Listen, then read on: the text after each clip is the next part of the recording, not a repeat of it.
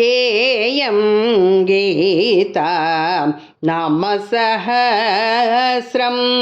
तेयं श्रीपतिरूपमजस्रं केयं गीता नामसहस्रं तेयं श्रीपतिरूपमजस्रं नेयं सज्जन संगे चित्तो देयो दीन जनाय च वेत्तं भज गोविन्दं भज गोविन्दம். தமிழ்நாட்டில் கரூரில் பண்டிட் ராமசர்மா அப்படின்னு ஒரு பிரபலமான ஒரு வைத்தியர் இருந்தார். பெரிய பிரபலங்கள்லாம் அவர்கிட்ட வைத்தியம் பார்த்துப்பா. KP சுந்தராம்பாள், விடுதலை போராட்ட வீரர் சத்தியமூர்த்தி, நாமக்கல் கவிஞர். அவர் ரொம்ப உடம்பு முடியாமல் இருக்கும்போது இவர் தான் வைத்தியம் பார்த்தார். அதுக்காக அவருக்கு ஒரு முருகன் படத்தையும் அவரே தன் கைப்பட ஓவியமாக வரைஞ்சி கொடுத்தார். அவ்வளோ பிரபலமான வைத்தியர்.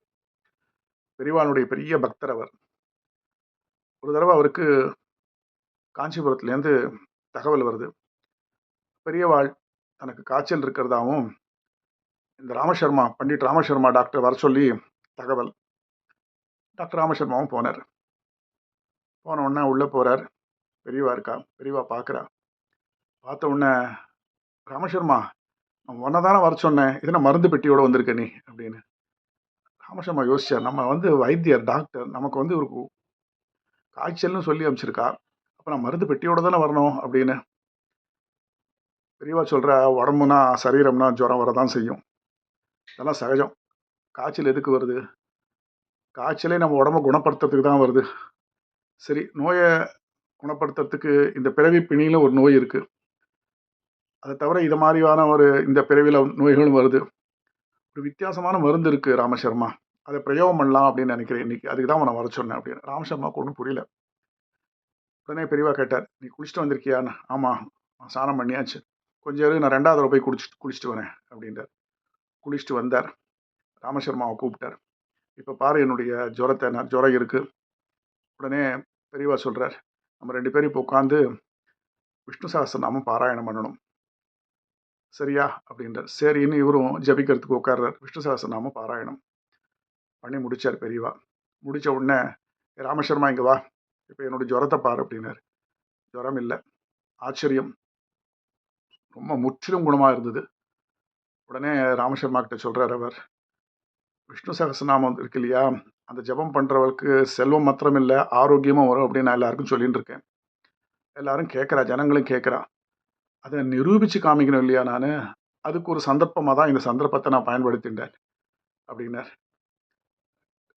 அவர் மேலும் சொல்லும்போது சொல்கிறார், பெருமாள் நமக்கு பிறவிப்பிணியை தீர்க்கும்னு ஒரு நோய் இருக்குது. இந்த பிறவியே ஒரு நோய் தான். பிறவிப்பிணியை தீர்க்கறதுக்கும் உடம்ப பிணியை தீர்க்கறதுக்கும் ஒரே மருந்து சகஸ்ரநாமம்.